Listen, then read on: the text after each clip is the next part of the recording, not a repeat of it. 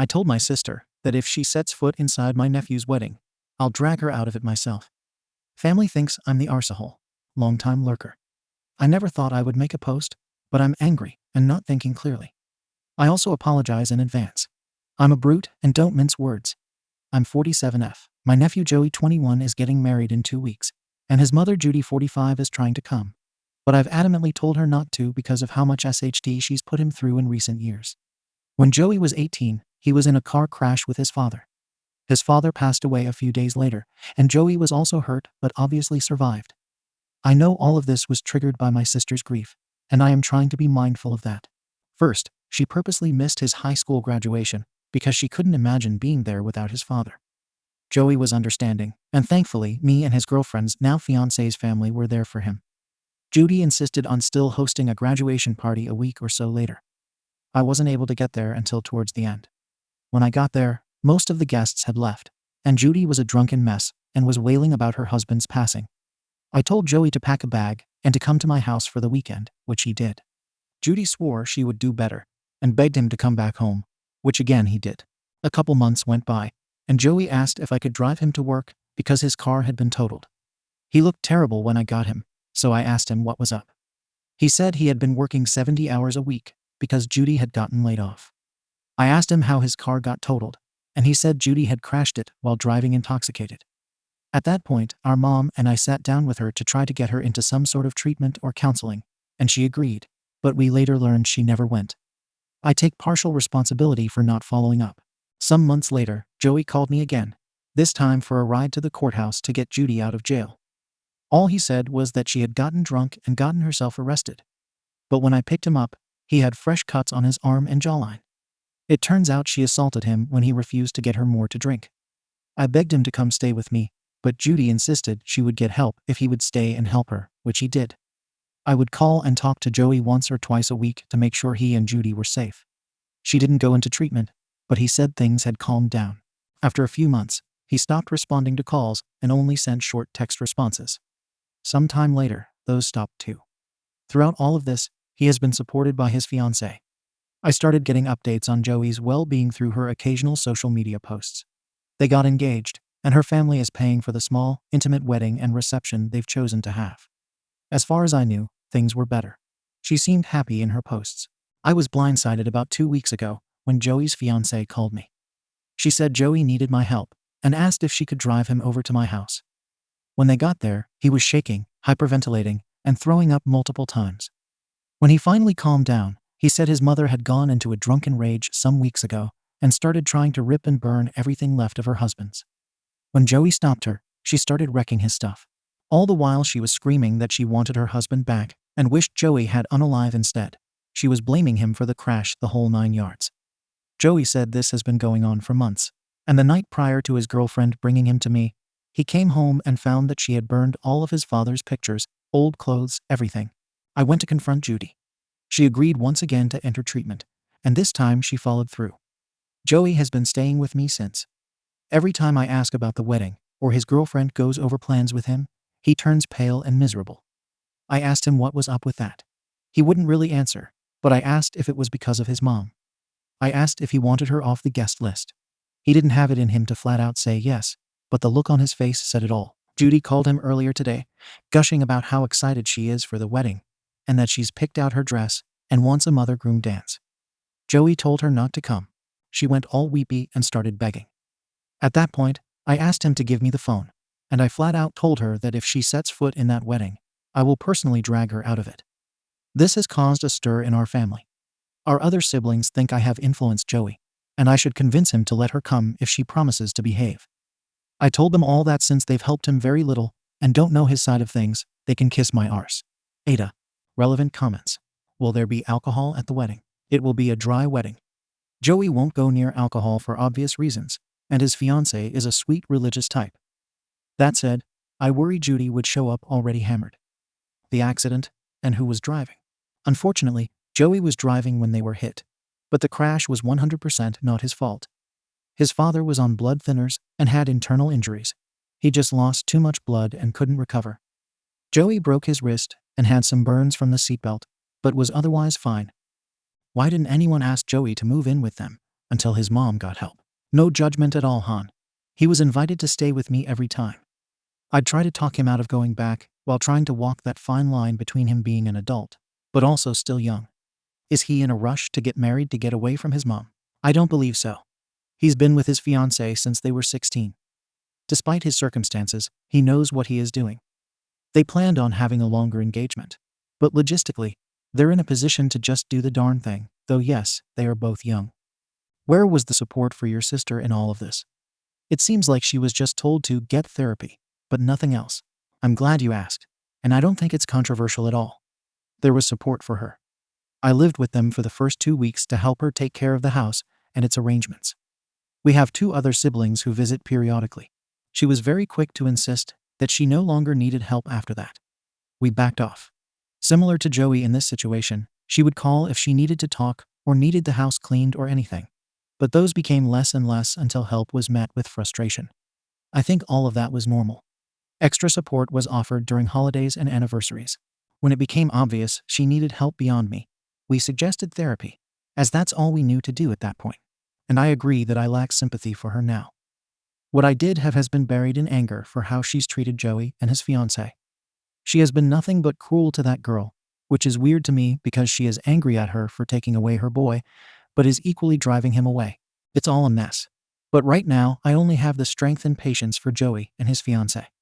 TW, self-harm. Could her driving while drunk and her crash be an attempt on her own life? She denies it. But Joey and I both think the Dewey crash was an attempt. Including this response to someone saying Ash from OP because I liked it. Friend, you could have called me an unsympathetic B word, and I would not have been offended. I understand nuance. All is well. Update. I've slowly figured out how to share smaller updates. I know a few of you are concerned. Any good vibes, well wishes, or whatever you believe in for Joey would be appreciated. He insists it's a stomach bug going around, but he has been nauseous all day at work, but won't leave. He refuses to block Judy, and she has been calling him every few hours. He's not answering, but he's worried blocking her will put her over the edge. I'm trying to work with her to get his things from her house, but she won't speak to me. She will only speak to Joey, who won't speak to her. So I'm letting her cool off for a few days. Goodness knows I need to before I rip her a new one. Thankfully, his essentials are here at my house, so there isn't anything he needs. As far as I know, this is his last week working before he gets some time off before the wedding. They'll be moving his fiancée into the apartment they're leasing next week, and he'll join her after her wedding. She's religious. He says he's feeling excited to get to those things. Thanks to everyone for caring about my family. AuntUndertaker. Text update post. Title. I don't even know what to title this. I'm just sharing so I don't explode. Transcription. OP. Checking in. Are you sober? Sis. Yes, got him. OP. I'm just asking. So can I come get his stuff, please? One less thing on your plate. Sis. No, he can call or text me, and he can arrange to come get his shot. Until then, you are not permitted to. OPF's sake.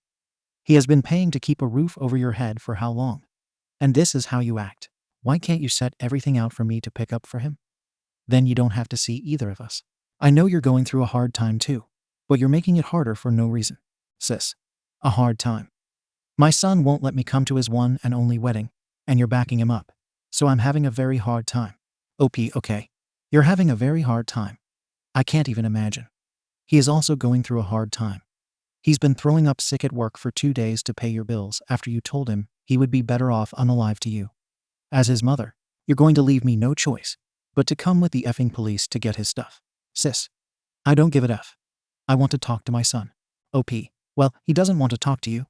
I'll be around with some officers this weekend. Let me know if you change your mind. For once, I wish you would think of your son. Sis. Tell him to think of and call his mother. OP. I'm not doing that. If you want to talk to him, then get your effing SHT together. Update comments on the OG post. I wish they would postpone the wedding. I wish they would too. Joey is convinced he can pull himself together for it. I asked if they could, and he said his fiancée's parents would forfeit their deposits on everything, the venue, catering, etc. We'll see. I'm hoping it can still be a great day for them. More info and therapy. The more I talk to them both about it, the more I think that once the wedding got to be about a month out, Judy lost it and started dragging Joey down with her. He held it together until he just couldn't.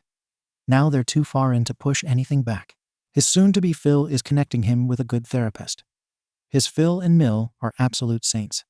Has her sister had a mental health evaluation or any updates on her? I know she's been sober for a couple of weeks, which means the most recent rage, the one that sent him over the edge, was not fueled by alcohol, and she's supposed to be following up with a rehab program. She won't be inpatient, but I'm convinced that's what she needs. Update. Firstly, thank you so much. I did not expect anything but a couple responses with some thoughts, and instead I got an overwhelming flood of encouragement and support for my nephew and me. Things have still been hard, but I'll try to be brief. First, Joe spent 2 days stomach sick, but kept working so he could pay his mom's mortgage one more time, so that was lovely for him. Judy and I went back and forth about trying to get his things back. I was planning on going with Joey to get his things with the police yesterday. The police said Joey had to be there since it's his property. However, Judy insisted that she had taken everything to a dumpster and not to bother. I asked Joey what he wanted to do in case she was lying, and he said not to go since there wasn't anything very valuable or that he couldn't live without. Then she had the nerve to text him last night, asking him one more time to reconsider allowing her to come to her wedding. When he didn't respond, she said he was not just being hateful to her, but also to his late father because, as she put it, having me there is like having him there in spirit. Joey said no and finally put his foot down, telling her that her bills were paid for the month and that he's blocking her. I sent her a hell of a message myself that I don't regret and haven't heard from her at all today. I will not be blocking her. Despite how some readers might feel, I do care about her and want to check in to make sure she is safe. Joey's been moving his fiancée into their apartment today. I've checked in a couple times, and he says it's going well. Sent me a picture of them smiling with moving boxes as proof. And for anyone wondering, I have asked a friend who is a retired officer to come to the wedding to watch for her. Granted, she doesn't have a car right now. The venue is also aware.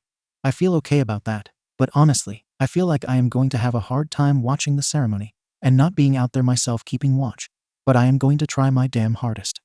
Judy knows not to cross me like that, so I know seeing me at the door will turn her away. But hopefully, that won't even be necessary. Relevant comment. What is up with the rest of your family? And do they know how bad it has gotten to them? Anything that's not in front of their goddamn faces doesn't exist. They live in their own worlds. Post of text from Joey. Title. Possibly my nephew's last text from or to his mom, and my response to her context in other posts. Transcription. Mother. Keeping me out of your wedding day is just like keeping your dad and his memory out of spirit. So you're not just being hateful to me. You're being hateful to him. Think about that while you still have time to, for F's sake. Joey. Okay, that's fine. Mortgage and cell phone bills are paid for January. Utilities too. I'm blocking you now. I hope you get help. Bye, Mom. OP's final text to her sister. If there are any photos left that you did not burn of you all as a family when Jay was young, please take some time to look at them. Then imagine someone hurting that sweet little boy you both loved, because that's exactly what you've been doing all these years. His father would be crushed. Absolutely crushed. I know I am.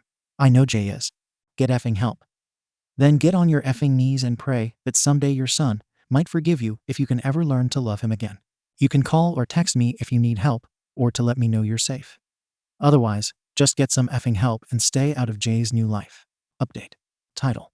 AITA for crying at my nephew's wedding. Well, the day started with me receiving multiple calls and texts from Judy, ranging from apologies to calling me every name in the book for keeping her away from her son on his big day. I reminded her to stay away, and that if she didn't, she would be ushered out by me if it came down to it. I told other relatives that if they dared to bring her, they would be kicked out, and they'd probably never hear from Joey again. All that said, Joey and his wife did the damn thing. They had an amazing, small, intimate wedding. I haven't cried since my dad passed away decades ago, and today I was a weepy mess, but in the best way. I cried through the ceremony. I cried when I saw the reception with tables for board games. That's so damn creative, at least I think so. Joey and wifey, despite the odds against them, had a great day. Joey was truly happy for the first time in far too long. So, AITA for being a crybaby at my nephew's wedding. I'm exhausted, so I'll talk to you all after a good night of sleep. I just wanted to share the update I promised. Mini update. Last night was it.